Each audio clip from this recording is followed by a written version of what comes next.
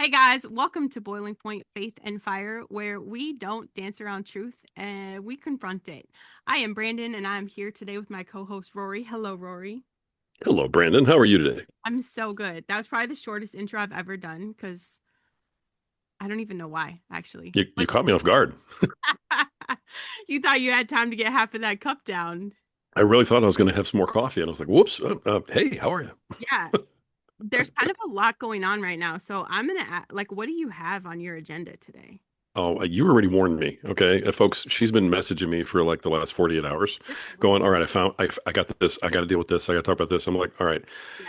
I'm going to get an extra big cup of coffee and just come along for the ride." So honestly, kiddo, this is your show. I'm good to go because I know you got a pile of people who need to get kicked in the butt today. Yeah. Well, I'll start with the little headlines that I want to make you guys aware of. Some of them I researched, some of them I didn't, but one of them that just came through that I saw this morning, posted quite a few times, is the House voted 228 to 190 to pass the Bow Wow Act, and you guys, that allows for the deportation of any illegals who harms law enforcement animals. 190 Democrats voted against it. Okay. Um, I found a quote today. This one is great. I found a quote. Nancy Pelosi in 2024. This is what she said. If we win the Senate, we will get rid of the 60 vote rule and pass it with 51 votes. Uh, this is going to tie into something we're going to talk about today because Rory's like, why is our VP not getting rid of these guys and stomping out the filibuster? We're going to talk about that because Democrats have already said what they're going to do and they will remove it. Okay. They're going to do it regardless. Hmm. Um, I did bring up Nick Shirley and all of the fraud. Oh, he Hmm. found it. Fake shell hospice companies in California. You guys, he just started. He just started. Yeah. And I mean, these guys have Mercedes parked in these empty buildings. I mean, this is going to be so big. Like, he is, you were saying in the last show, you were like, he needs security. He needs security. Oh yeah. He Oh has, yeah. he literally has a GoFundMe for people to help him build his security team. So he knows. Good. Jeez, He I'm knows. telling you. But yeah, I mean, people are threatening him. Like it is very crazy. So if you guys find him on X, it's Nick Shirley. If you want to donate to his cause, because God protect him, you know. Um, but yeah, 40 minutes. It's $170 million in fraud that he found in like a day. That's So like far. one day in California. I am just I Wow. yeah. Um, and then another thing, the House passed a bill requiring um, automatic deportation of illegals who commit welfare fraud. Mhm. That's my alarm to have an interview show with Rory today, you guys. How embarrassing. Okay. House passed a bill requiring automatic deportation of illegals who commit welfare fraud. That came through 231 to 186. Obviously, you guys, this is a no-brainer. But 186 Democrats voted against this. Like another no-brainer. I think that's it for like my basic headlines because I want you guys to be looking into this and these are the things that I want you to pay attention to because it's really happening. Um but yeah, come on. Like we're talking about something that should not even be controversial, Yeah. but it is. Like common sense, specifically the kind of common sense that says if you're a hot citizen, you don't get to vote in our elections. And it's not about your race, dummy. Okay? Don't be a useful idiot. We don't care what your race is. We don't care what country you're born in. Just follow the law because your lawlessness has become contagious and we're all a little pissed off about it. Okay? It's simple. If you're here illegally and you commit fraud, you get deported. Like it's super simple. That's the bar. And somehow half of Congress can't clear this. Okay. And You got to hand it to them though. You got to hand it to Democrats, okay? Because when their leader says everybody vote yes, don't even think about it. They literally don't think. They just go okay, and they follow lockstep. Republicans like think about it for 7 or 8 months, lose elections, and can't get anything done. So as ridiculous as it is, you at least got to give them credit for being in lockstep. well, it's embarrassing. I And mean, it's awful, you but know, I mean, how many people, how many Americans, okay, and it's Democrats too, that like there's welfare fraud. You're not getting food for your family because people are taking advantage of the system, but you're voting to keep the people taking advantage of the system for them to get to stay and take advantage of the system. That it doesn't make sense to me. If you commit welfare fraud, you get deported automatically. There's no gray area. There should be no committee review, no smack on the hand, no like, here's a 7-year appeals process. Stay cozy and we're going to continue to feed you and your family. Like you abused a system that American taxpayers fund. You're gone. Like that is not unreasonable. I don't understand the debate. And 186 members, the brainless sheep that follow the leader. Like you guys, I'm so embarrassed for you. Like I'm embarrassed for you. I'm embarrassed every time I see your quotes come online. I am just completely embarrassed for you. And I do pray, like I've been stretched this week, right? God has put me through some stuff where he's like, I love them. And whatever you could do to bring them in, I want to have the conversation instead of me just sitting here thinking that you are a soulless, brainless shell of a human. Like, I want to talk to you and I want you to help me understand how you miss the bus of common sense and not from a way of judgment. I genuinely want to understand how you look at a bill that says don't steal from Americans and you're like, nah, go ahead, take it. What? That's I this come on you guys. You know what the truth is, right? It's a greedy human system because non-citizens access benefits meant for Americans. The people running the system are fighting to keep it that way. That's not compassion. Okay? They don't care about you. That is control. Like accountability is not cruelty, right? Boundaries are not bigotry, and common sense is not controversial. It's just so inconvenient for the people who are benefiting from the chaos. And until everybody here takes the wool from their eyes, nobody's ever going to see that. You I you okay having those conversations yourself? You don't need me to come with you, right? no, yeah, say something. People, No, no. I mean the conversation that you're going to have apparently with progressives, to try and have a logical conversation, understand things. This reminds me a little bit of our episode on both sides of the mic, yeah, where you kept trying to say, "Hey, it's this way," and I'm like, "Nope, just nope." yeah, I kind of feel like I'm giving you the same answer now. I know. Um, nope. Hey, Yeah, let's go have a conversation with progressives and try to make it logical. Nope, because all they're capable of saying right now is Trump is bad. yeah. That's it. There's no rationale for anything they're doing. Nothing. Like, what's the breakdown going to be when their identity is so hardcore in Trump is bad and who Trump is and like literally every day, I vote for the man and I pray for the man and I guarantee they think about him way more than I do. Yeah, Like he's got more rent-free space in their brains than any of us will ever have thought about him in our entire absolutely. lives. He's a temporary thing. So what happens to them as a people when your identity is gone? He's not going to be president forever. This is like a tiny blip in time in your life. He's not personally affecting anything that has to do with what you wake up and do every single day. He just doesn't. He doesn't have that power, even if he wanted to, you know? Yeah. Like, who are you without hating him? I'm so confused. What happens next? Is it you spend your whole life just every problem that ever happened, it's going to be his fault because of the small 4 years he spent in office? That's scary. Like they're It's an irrational hate, that TDS, the Trump derangement syndrome, is so real. And one thing that it is good for, though, yeah, is that I think that we're all starting to kind of realize that the progressives are not even close to majority; they're just the loudest. yeah, And so we think because they're so loud, we think there's a lot of them, but it's really just because they're so loud. yeah. Because I watched a bunch of primaries happen in Illinois Okay. yesterday. Yeah. Oh my goodness. Red, red, red, red, red. And I'm like looking at this whole big red sweep in the primaries. And I'm like, Wow. what in the world is happening right now? Yeah. I think even if a place like Illinois Yeah. can actually say, hey, we're done, then you've really just gone too far. Yeah. I don't know what other loss. I thought that the Trump Kamala loss was going to be enough Yeah. for progressives to go, okay, I have to drop this stupid act. You know what I mean? Because nobody believes this, and I'm only doing this to act like I hate Trump. But it wasn't. It still wasn't enough. They dug in deeper. Yeah. So like, what do they have to lose? Do they have to like lose California? And Illinois? I mean, they're not going to lose New York because if they got Muslims running that. But I, what do you have to lose in order to go? Okay, fine, I give up. I'm going to actually stop with this nonsense. Right. I don't know. Speaking of New York, that's funny because I did see a headline where he's charging them like 50% tax now, and how bad? Like, I know it's terrible because I'm like, that's what they get.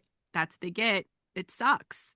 You reap what you sow. Yeah, exactly. That's what's happening. But I I would, feel bad for no one yeah, in New York. it's so crazy. Nobody. You did it. Uh-huh. You don't like it, leave. But when you go to Florida, remember what happened. Exactly. I think Texas is starting to wake up a little bit too, and they're kind of going, "Oh, I, wait, we voted liberal because it's what we do, but we didn't mean to." Hold on. isn't that what happened to Colorado? Like, I know that has not always been a blue state. I know how I grew up. Mm-mm. I remember that. And it's everybody comes in from California. They move to Boulder, they move to Denver, and all of a sudden, like it's gone. Common Yeah, sense is gone in my home state. It's heartbreaking. Um, yeah. and I don't know enough about Michigan. I don't know if they've always been blue, but I just, you know, Michigan's been a back and forth because Michigan was sort of founded as a blue collar state, yeah, like from the harbors to the manufacturing to the auto workers to like Niles, for instance, right over the border was founded as a welfare city yeah. because the welfare benefits were like 3 times higher in Michigan than they were in Indiana. So Wow. everybody who wanted to apply for welfare just moved over the border, It's the border. and you formed Niles. You know what I mean? So it's like that's where it came from. That explains So a lot. yeah, so back when it was like blue collar versus rich, Right. back in like the 80s, right, when that's how everybody had the parties formed, Yeah. people thought they were doing the right thing. Unions, huge unions in Michigan, they voted for Democrats because they thought they were supposed to. Now that's all changed. So I'm looking forward to seeing what happens in Michigan in the next 2 years. Yeah. Especially this year coming up with the primaries or the midterms rather. I think that's going to be really interesting. I think you're going to see a few very key changes Yeah. to start that ball rolling. And I think they just might go red I, in the presidential election. I think they Just would because I don't trust the integrity of the election, and I'm not saying that just because I'm pissed that we're still a blue state, but like genuinely I don't know a lot of liberal people here, and when you watch it, like it's Detroit's blue. That's it. And so how is the yeah, rest of us not a big enough voice for this? And I just feel like there's a little integrity issue here with voting. Um, I don't huge. necessarily think that we should have been blue this time, especially because everybody I talked to did full red ticket, just full ticket, full Hmm. Republican ticket. So how is it that we vote for a Republican president and everything else is blue still? It's very confusing to me. But Yeah. what a mess. We'll see what happens. Well, Detroit was one of those cities. Detroit, and I think it was the other one was Philadelphia, where the registered voters were like, I'll just throw a number out, like 800,000 or something. Yeah. Let's say we're registered voters, but 1.3 million ballots were counted. Yeah. And you're like, how'd you have 500,000 more ballots than you had people? Yes. You know, really? Not only did everybody vote, but apparently they voted more than once. Uh, How yeah. do you even do that? Yeah. And they go, oh, nothing to see here. Exactly. Sorry, just don't look. Well, So yeah, until that's cleaned up, that's let's talk about the Save America Act, okay? Because this is that bill we kind of talked about last week. And refresher course for you guys: if you want to register to vote in a federal election, it's very simple. You just need to prove that you're an American citizen. Not a big deal, okay? Did you see that meme though about that one of the ladies doing some kind of government job was like, if you need an ID to vote, who's maybe you need an ID to buy a gun. Like literally someone said that. Literally, and everyone's like, who's gonna tell her? Who's gonna tell her? Like it was so heck, funny. I can't tell you who it was, but it did make me laugh. I did the whole haha emojis in the little things. I'm like, right. that's freaking hilarious. Where do you not need an ID to buy a gun? Tell me, I'm going there. But yeah, I'll vacation there next week. that's how uneducated. We'll stock up. Yeah, I feel like I would have a better chance running in a government office than a lot of people that are there right now because I'm willing to do the research before I open my mouth. And if I don't know something, it's very simple. I would have just been like, hey, do you guys need an ID to buy a gun? I would ask that if I didn't know. But Wait, now, yeah, hold, is this your way of announcing? Like, I oh, mean, hell no. I know you have like 150 kids at home, but I mean, when they grow and you're like an empty nester, is that your plan B for like, stage two of life? No, because I have a really great friend that told me no matter where you're at in life, you sell out. It's a sellout, and Hmm, I'm working too hard on my relationship with Christ to sell out and bend in any kind of way for something I don't believe in. I'd never make it. Either they'd kill me or they'd make me look crazy, and I don't have time for that. Like I have another mission. I have a better mission. cool. But All right. yeah, so American citizen, you passport, birth certificate, Miller ID, military ID, something. That's it. Just prove you're a citizen. You can vote in the citizens election. This should also be a very easy part in the history of legislation. And the House passed it 218 to 213. The Senate voted 51 to 48. It was just this week they even started debating it. But this is the problem, okay? And Rory talked a little bit about this. They need the 60 votes to pass the filibuster. They only have 53 Republicans. So you have the majority of elected officials. They're like, yes, the majority of the American people, yes. Voter ID polls well across both parties. This is not a fringe idea, but it's still stuck because of a procedural rule. Um, and this is where, Rory explained to us, and I didn't understand this. He's like, Vance just needs to push through now and be done. Well, I looked that up. He can't do that. But what he can do Right. is he can push to nuke the filibuster. That's it. And I don't understand why people are so cautious about this because they said, I read it to you guys in the beginning of the show. She said it herself. It's a quote. It's verified. I fact checked it. Okay. The filibuster protects you when you're in the minority too. I get it, but it doesn't, not with them. Not with them. And something so common sense. We're talking about whether or not Americans are the ones voting in American elections. That's foundational. You guys, that's not that's not the ceiling. That is literally just the floor. Right. And there are He, confirmed cases. Yeah. yeah. Go There, ahead. there are confirmed cases.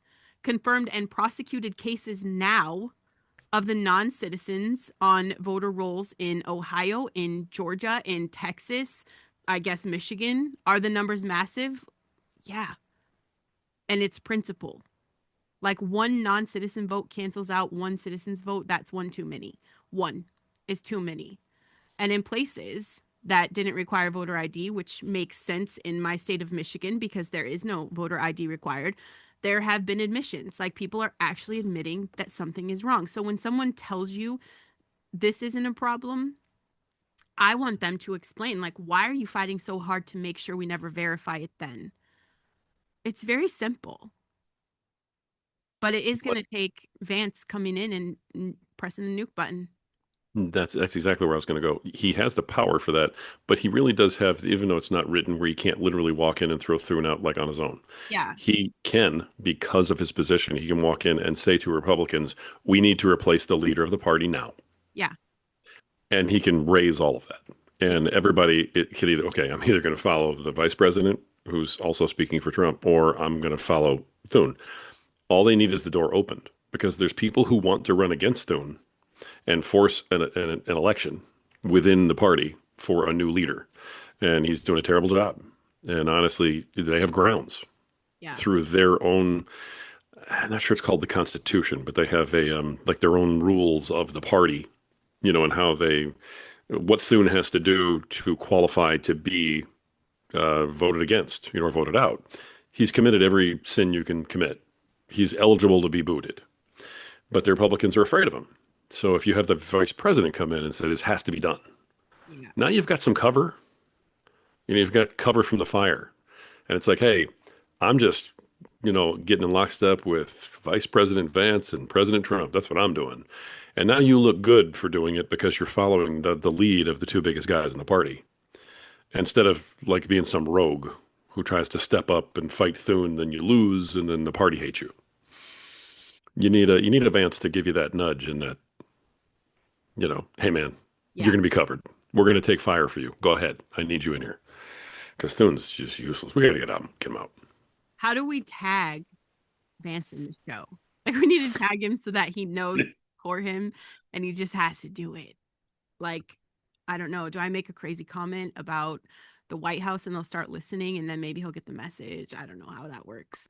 I can try. I've already been in touch with some of the people that sort of handle him and his communications, trying to get him on Power Man. So, yeah. I just had Senator Loudermilk on Power Man Okay. with me.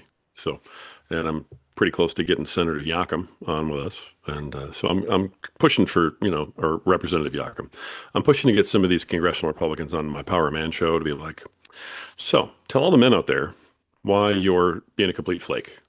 Yeah, I love that. But so yeah, so far the louder milk one is really getting a lot of traction with Nice. that. So I don't know. I'll reach out to Vance and see if we can get any information. Yeah. Maybe he's one of those like you can't get through me unless you go through my daddy, which is like Peter Thiel. So maybe that's who we need to go through first to get permission. He Like, has his people. Father Peter, can we please get your child to know You gotta the gotta go through his people. That's yeah, look at you.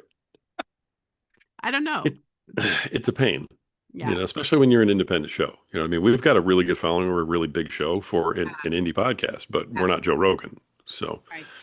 but I'm trying to tell them, hey, we're in Indiana though too. So you'd be able to make a real big push about Michigan Yeah. if you were to come to Indiana, on a podcast and like talk about the Midwest.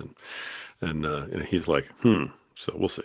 Yeah. We'll see. His people are not throwing me out the window. They haven't like said no.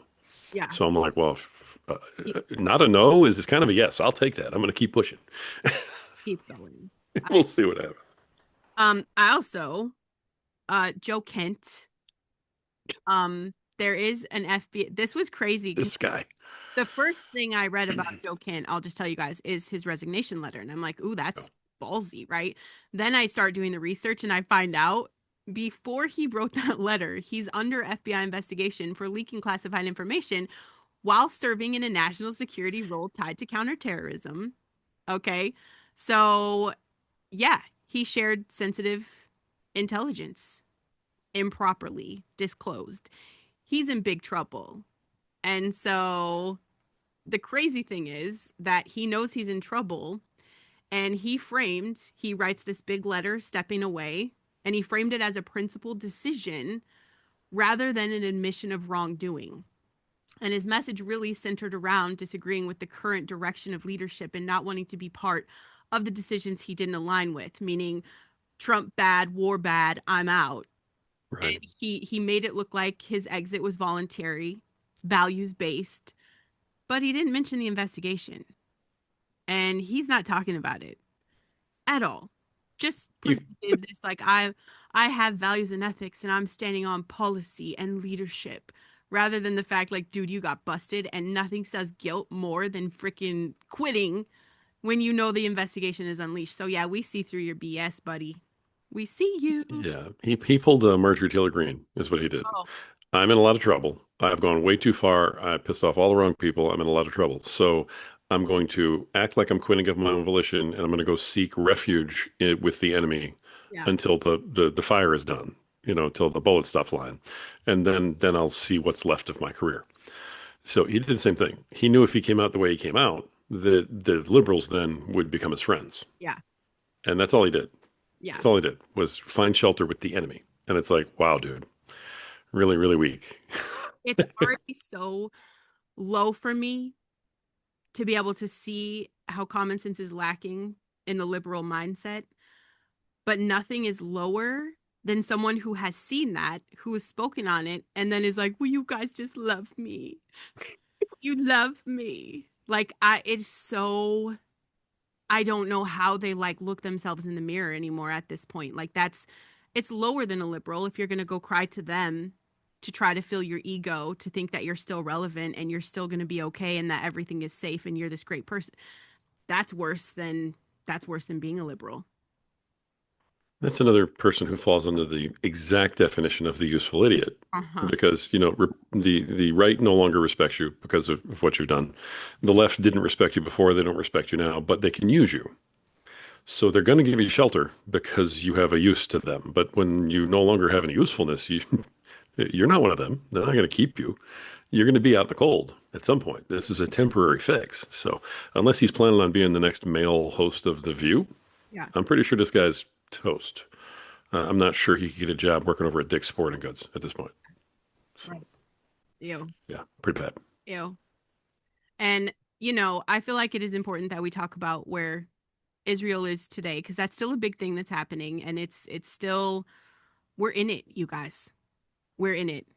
We, supreme leader taken out, military infrastructure, um Iran's nuclear program, all of this, not random decision. It's what we did. You guys, it's a reminder. Just want to remind you guys a little history here because I keep seeing people talking about it and no one's talking about it in the right way. It is everyone is just like America first. We're fighting Israel's war. We've done a lot more than whatever you think, even if this does benefit Israel. Okay. But this was years in the making.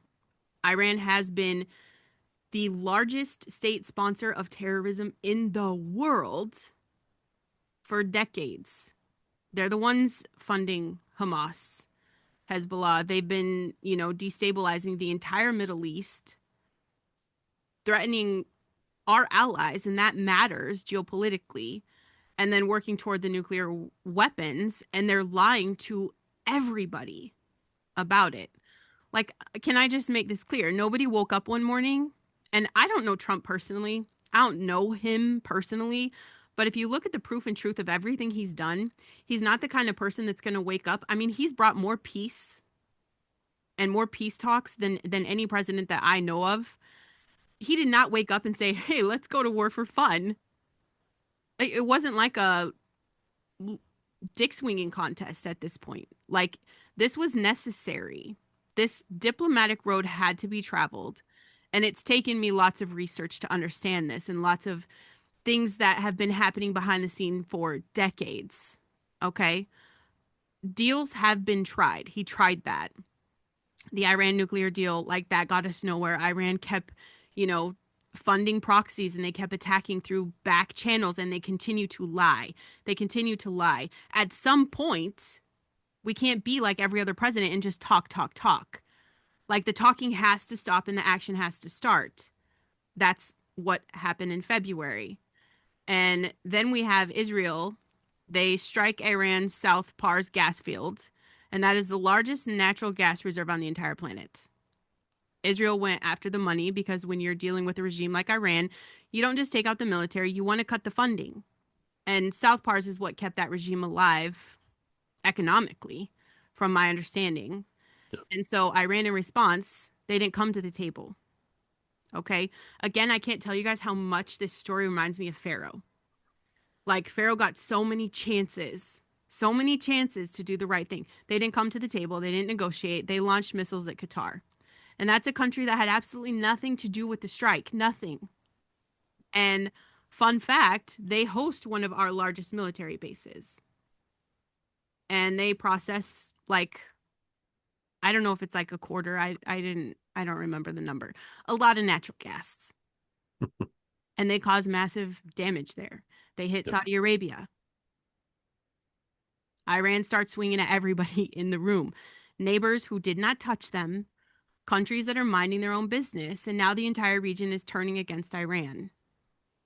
Even Qatar expelled Iranian military officials from the country. We're done. Saudi Arabia's foreign minister, that's it. Are, gone. Everyone gone. They denounced Iran's attacks on Gulf neighbors. The strait that I was talking about a couple weeks ago, the strait is closed, of Hormuz is closed. And now what's going to happen? Energy prices are going to spike. Iran isolated itself, and it's not because we forced it, but because Iran chose rage over reason. They did this to themselves. And the people who are super uncomfortable right now, the ones you guys crying about, like, I don't support war. Like, I hear you. War is ugly. It is devastating. I have a son who's about to go into the Marines. I know the nightmare of what's coming. War costs lives, real people, everyday people like us, real families, real children who don't ask for any of this. Nobody in their right mind is celebrating that. None of us. But what I need you to understand is that inaction is also a choice, and inaction has consequences too. 40 years, Iran regime has been oppressing its own people. Women beaten in the streets for showing their hair, political prisoners are tortured and executed, kids. I know you guys see the meme about that wrestler who got executed for standing up against the regime. There's like 3 boys, young, like my son's age, all dead. It's an entire population held hostage by dictatorship that rules through fear and violence. Yeah, is it our business? No, but also when you are the strongest military in the world, that comes with responsibility, whether we all want to admit it or not. We don't get just to lock off and be away from the world. And am I talking about sending slush fund money? No, I'm saying this is like actual evil that needs to be denounced. That's it. People are done. They are starving, they are broke, and they're tired. The regime has crushed them, shut down the internet. They're beating people in the streets, and we're just all watching. It's not me. It doesn't matter. America first. Give us our food stamps. Give us our whatever it is you guys are crying about. Every single liberal in the world, if you were in this country, you're done. You're dead. Rory and I with the podcast, dead. Like you guys don't understand. And Iran has actively been working to close that Strait of Hormuz. Okay. That's the choke point that a lot of the world oil passes through. Strangling the global economy as a power play, funding terrorist organizations everywhere. They've been building towards this, even though they said they wouldn't. It's not clean. This isn't clean. It's gotten messy. Who's going to think that Iran's going to be so stubborn that this continues like this? And a lot of people aren't even talking about things that came through because of this, because the war has exposed a lot about the British Empire's hold on global order. And nobody talks about that anymore. That was a huge thing. Like for me, even when I first started voting, it wasn't Israel that owned us. Okay. It was this whole British Empire that was just had a hold on everybody. But if you look at history, like real history, not the stuff they give us in school, Britain has had its hand in the Middle East for over 100 years. They carved up the borders, they installed the leaders, they controlled the oil. The British Empire didn't just colonize Africa and Asia, they built an economic system that kept them at the center of global power long after colonies were supposedly freed. And it's been propped up through institutions, financial networks, intelligence operations, strategic alliances, and nobody's thinking about that. Your banking systems, do some research. And when people are talking about the old world order, it's them. And the war just exposed like their power is hollow. It's hollow. Trump asked them to use their bases. They said no. He consulted lawyers. He worked on it. Our troops are already in the air trying to look for allies, furious that Britain couldn't even make a decision fast enough. So he called them out. And then that's when the truth came out. They have been exposed. Britain's military is a shell of what it used to be. They're done. Their army is the smallest. Navy and Marines shrunk. Air Force cut like to 50%. They had one ship in the entire Middle East region when this started. One little mine hunter. And yeah, they have to scramble to get their people out. Britain got attacked on their own sovereign territory and couldn't respond because they don't have the military anymore. It's been depleted. They're done. And that is what the collapse of the old guard looks like. They spent decades positioning themselves as indispensable global power. And history, I want you guys to understand that even if there is a global power right now with a chokehold on the United States, the same thing's going to come to light. The truth will always come to light. And imagine everybody before thinking, man, why do they have such a hold on everything? What is it about Britain? And they never got to see the justice. They're seeing it now. It takes time. This was our junior partner, y'all. This was like the second biggest military here. They don't have any of that. And that makes us the stronghold. That makes us the everything, the most powerful. But this is what they didn't, you guys know, like the banks and they've had the endless wars and the corrupt systems. All of that was them and it's crumbling. And now you can see that. That's it. You can't even get a ship in the water. And the New World Order crowd, the globalist framework, the people who've been running things from the shadows, they just got exposed too. It is a domino effect. Everything is crumbling because when it's time to act, they have nothing. all the influence, all the back channels, all the institutional control in the world. It doesn't matter if you can't protect power when it counts. And really, the last thing I want to say about this topic is that our president, President Donald Trump, he's made the statement about what's happening. He's clear. He said Israel acted, the U.S. is drawing a line, and if Iran touches Qatar again, America's going to respond with a level of force that Iran has never seen. We now know that's not a threat. That is a promise from a man who has shown the world that when he says something, he means it. We can't decide how anybody else is going to react, but we also can't be the parent that's like, don't do that or I'm going to take your privileges away. And then they continue to do it and nothing happens. That's not good parenting. And no matter what side of the aisle you sit on, no matter how you feel about politics, the weight of what this man is carrying right now is something that I don't know any of us that could comprehend. He's managing military operation across the Middle East, navigating alliances with Gulf states, Israel, European nations who can barely help themselves. He's dealing with the global energy markets. He got the strait closed. He's got American troops stationed in harm's way across the region, and he's making decisions that affect not just the country but the entire world. Yeah, duh, nobody wanted the war, but he had the courage to do what's never been done and what every other leader has been too weak to do. That's it. Compromised or too afraid to act. Iran's regime had to go. Everybody knows that. The Iranian people want that. And he did something. So I'm saying we have to stand behind him fully. And more than that, like we have to pray for him. Not the social media kind of prayer where you're going to keep type praying and just keep scrolling. I'm saying like really intentional on your knees praying for the wisdom for him, praying for that protection, praying for the discernment, praying that God is going to guide his hand and bring everything to the greater good for what he wants in a situation that has global consequences. And pray for the military. They're away from their families, standing on the front lines for something that, of course, they didn't choose, but they're willing to die for that. So pray for the innocent people that are in every country that are paying the price for this. And when you pray, stay informed. You can't let the algorithm tell you what to think. Don't let the one headline be the end of your understanding. You have to look deeper and you have to start asking questions and you seek the truth on yourself. And the truth is going to be what sets you free. And now we need people rooted in truth really, truly more than ever. And are they doing dumb stuff? Like I saw they have drones over Fort McNair. They found like 3 or 4 of them. And this is going to be, you guys are probably like, why is that so important? Well, that's where Hegseth is. And that's where Marco Rubio are. And so that kind of stuff, it brings it close to home. So what do? We stay aware of what's going on and we stay resourced and we stay praying, you know?